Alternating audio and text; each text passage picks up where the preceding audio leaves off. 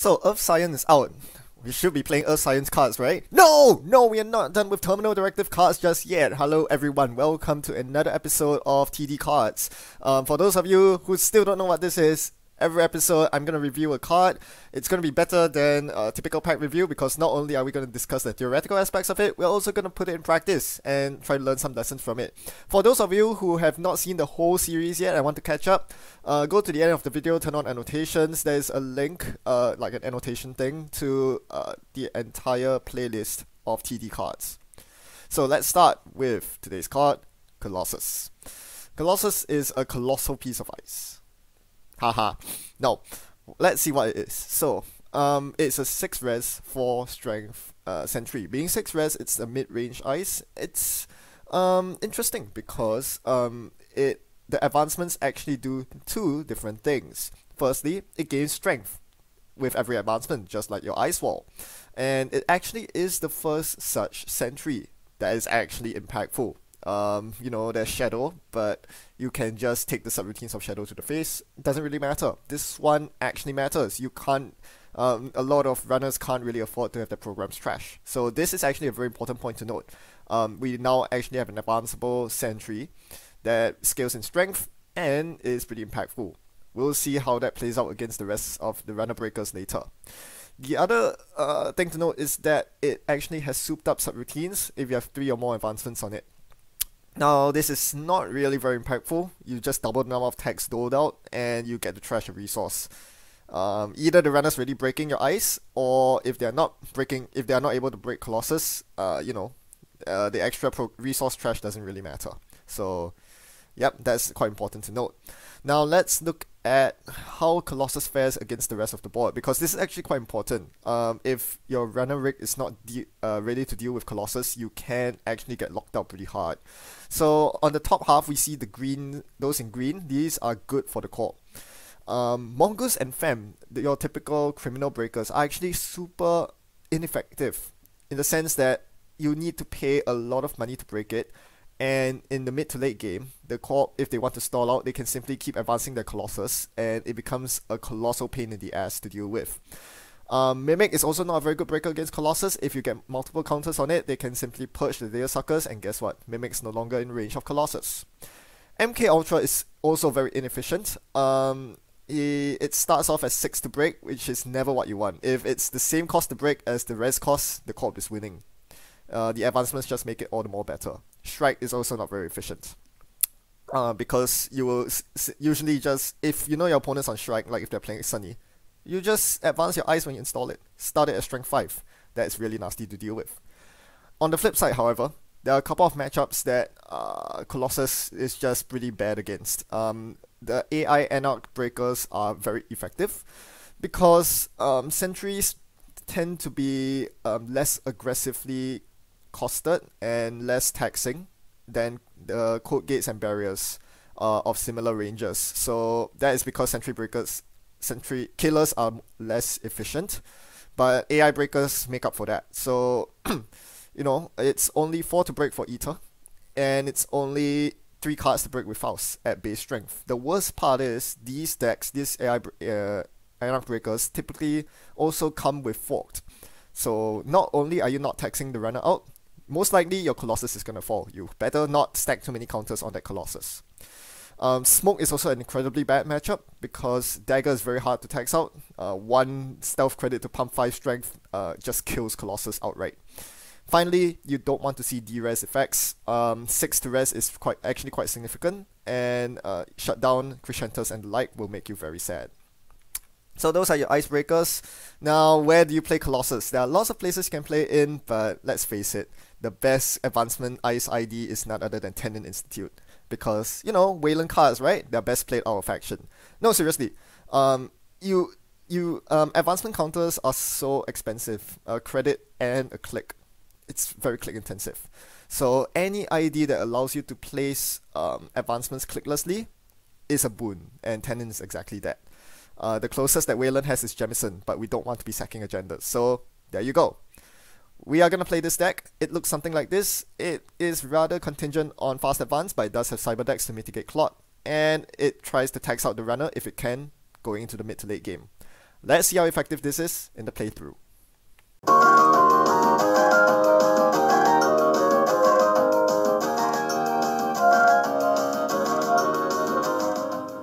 Alright, today's match is against Andromeda, which I mentioned in the intro of the video, I have a very good matchup against, because Colossus is a colossal pain in the butt for Mongoose and Fem. So I start with the standard opening of Triple Ice. Yes, that's a standard opening against Andromeda. We want to stop the Temujins. So I take the risk, because if they siphon me turn 1, I can't rest the Colossus. But, well, things are good. My opponent doesn't run, so I get a free advancement on the HQ Colossus. Of course, HQ is more prioritized over R&D. And my opponent runs straight into a Colossus. Now, they have Tracker out, but this HQ run was not a Tracker run. Therefore, I actually get Fireball set routines. My opponent takes a tag, and that gets that Tracker trash. Not the best program trash, but I'll take it for now. My opponent steals a Med Breakthrough, which is the best case scenario for me. I want my opponent to have it, so that future Med Breakthroughs are 3 2s and 2 2s respectively. Because Andromeda does not usually have ways to stop my fast advance, I will be looking to fast advance to victory here. So scoring global food is probably not going to happen. It will. That's more of a plan against clot-based runners or runners with the source, you know, those kind of nasty cards that prevent fast advance. I'll continue advancing my Colossus here, because I want it to get up to a really, really annoying strength. I also want it to hit the 3 advancement threshold, because I actually do want the first sub-routine to be more taxing. Unfortunately, my opponent can actually siphon through the Colossus here, because it doesn't end the run, so that's a big problem. Without programs out, Siphon and legwork is an option. Now, as you see in the chat, I am furious. I'm raging with anger. You know why? My opponent dropped a Ghost Runner. So that completely turned my world upside down. Now I knew that my opponent was on stealth, which means I went from one of the possibly the best matchups in the game against Run-Based Andy to one of the worst matchups in the game, because my opponent has Net Merker and Silencer. You know what the Stealth Breaker is? It's gonna be Switchblade. That's nightmare. That's a complete nightmare. This is why I actually, on the turn I saw the Ghost Runner, I immediately pumped the Colossus up to strength 8, because I knew full well that Switchblade breaks 7 strength ice effectively. So I needed to tax as much stealth as I could. I got it up to strength 8. It cost 3 stealth credits to break it every time. Unfortunately, my opponent got siphoned off, so now they're pretty rich, and I'm gonna continue annoying them with another Hortum. I keep saying Hortum. Colossus here. This Colossus isn't gonna do much either. Switchblade just slices through it like cheese. Oh my gosh. This was a breaker I did not actually cover in the intro, but it's worse than all the bad matchups combined. Like, this is worse than Dagger, Eater, Faust, Fort. You really don't want to see a Switchblade here. So I'm basically relegated to stalling this out for the long game, and this is not very good against a stealth deck, because my opponent can build up very easily, especially with Net Merker. Now my opponent finds the second Med Breakthrough, so the third one is now a 2 for 2 advancements, but oh man, losing 4 agenda points like this is definitely not going very well. I'm continuing to show up my Stealth Breaker, so the good news is my opponent is not gaining stealth credits on Net Merker. Let's analyze this. So R&D is DNA Tracker, that's 2 stealth credits for Refractor. Colossus, 2 stealth credits, so I'm taxing my opponent for 4 stealth credits a run. But they are gaining net, they do have only a net loss of 2, because Silencer is recurring, and Net Merker generates 1 stealth credit per run. So I need to get a critical mass of stealth, high strength ice online to tax all the stealth credits, and that's nearly impossible to do even with this deck. I'm actually drawing into some of the best ice right now, but even that's not enough, right? Because I still have to defend Archives, otherwise my opponent can farm Net Merker credits every single turn. The ice that's currently on Archives is a lowly Crick, and that's not going to stop my opponent. There's no point raising it there, because there's nothing in Archives to install. So this is a very weak point of Crick. If I don't have Caprice or Betty in circulation, which I don't right now, that Crick is blank. I would like to see a Betty or a Caprice right now. So because I didn't see any of those defensive upgrades, my next best option was actually to put a DNA Tracker, slap it straight on Archives, boom. Now every single server has a taxing piece of ice. Not just taxing, but taxing for stealth credits as well. So Archives costs 2 stealth credits. R&D, as mentioned earlier, costs 4 stealth credits, and HQ is about to cost 5 stealth credits, as my opponent's gonna find out the hard way. Snack, better known as Cobra, costs 2 stealth credits, and the 4 advanced Colossus costs 3 stealth credits. You'll notice I'm starting to pitch all my giraffes, also better known as Celebrity Gift, in the bin, because these giraffes are going to spoil my game. The moment I show my entire hand with giraffes, my opponent's gonna legwork me, and I'm gonna lose. I can't have that. Unfortunately, agendas are beginning to pile up in my hand, and Jackson's nowhere in sight. I need to start seriously considering scoring all these agendas from my hand. Unfortunately, I don't really feel like powering up my opponent's Aaron Maron, so a lot of problems right here. I'm just going to turtle out this game by super advancing all my Colossi. So now both Colossus are strength 4. 4 advanced, which means that all of them cost 3 stealth credits. This is the best I can do. Unfortunately, my opponent has drawn perfectly. They have drawn all 3 Ghost Runners and their Net Merker in the early game, which means that I am not going to tax them out in the early to mid game at all.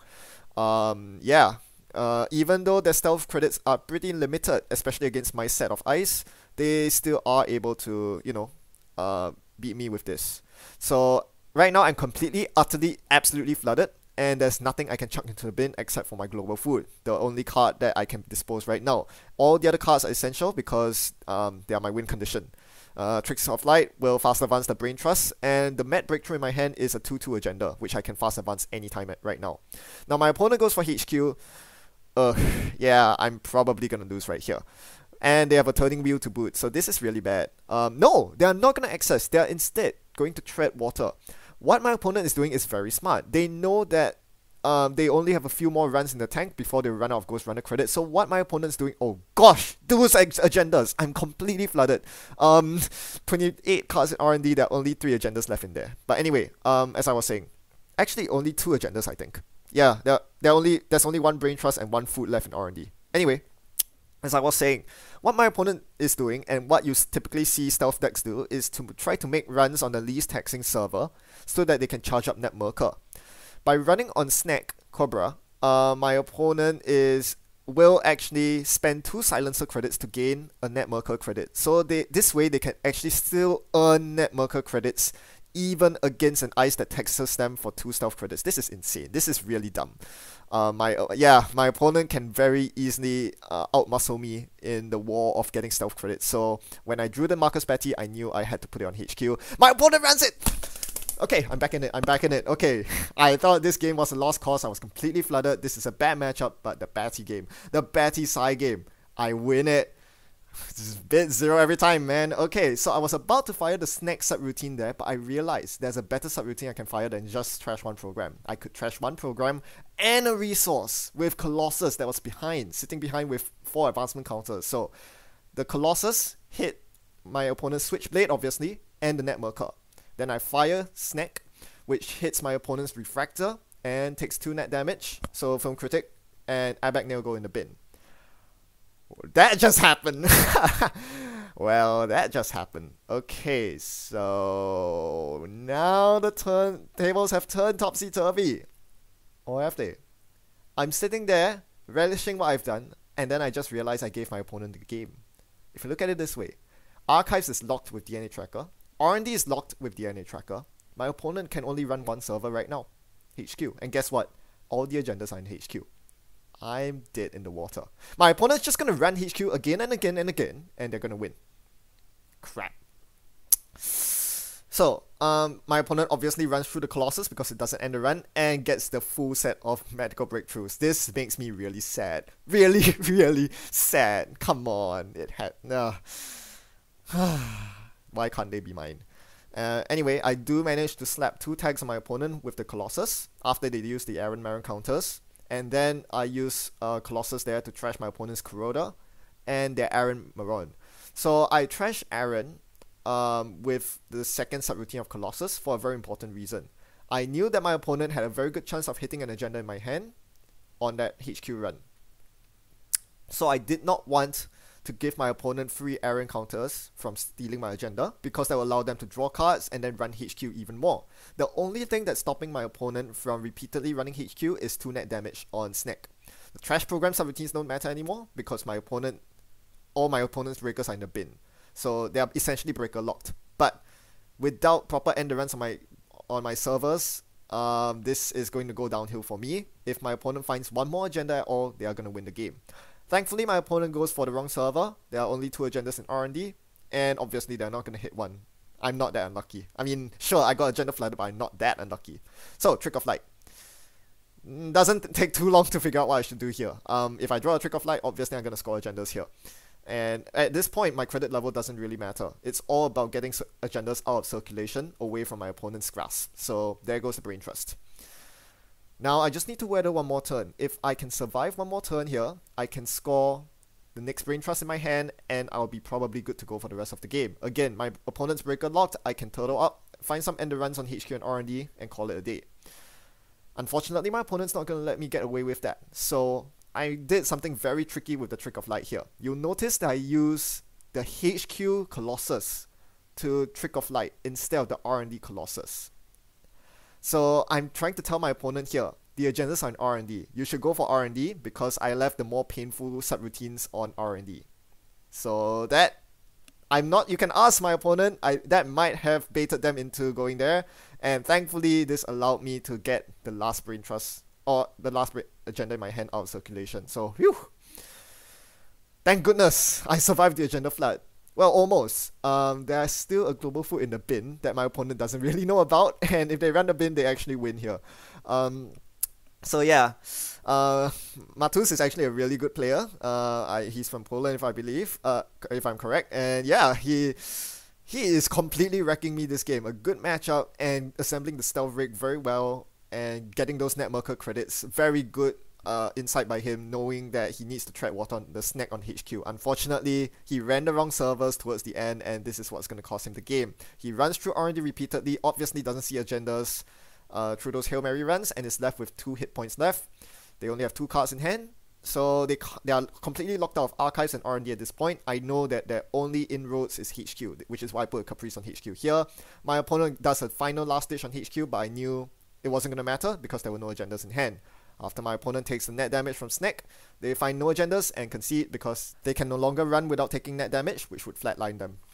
So yeah, I may have won the game, but that did not felt like a deserving win at all. I had to draw that Marcus Batty, I had to win that side game.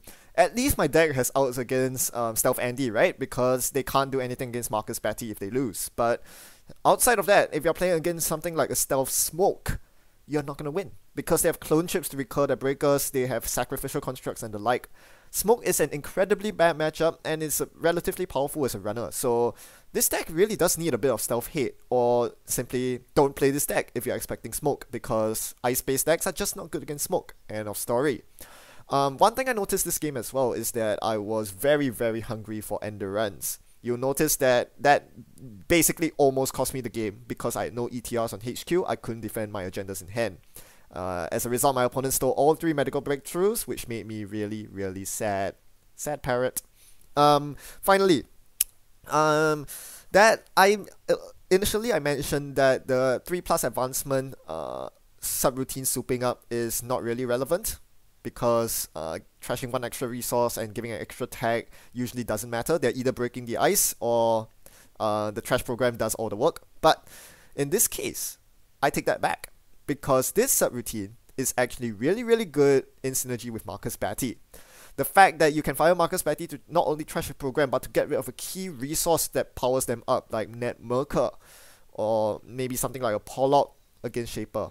These kind of resources can be really, really crucial. You might even get rid of a Temujin and starve them of money. So Marcus Batty actually is very good with Colossus. And yeah, this just goes to show that Wayland cards are best used outside of Wayland. You'd rather import Colossus into Tenin than to import Batty into Wayland. So there you go. That's Colossus for you. I hope you enjoyed this video. It's a very refreshing take on Wayland Advanceable Ice. And yeah, give Tenin a go. As more advancement ice are printed, Tenin surely gets better. As always, thanks for watching and happy net running. I'll see you next time. Goodbye.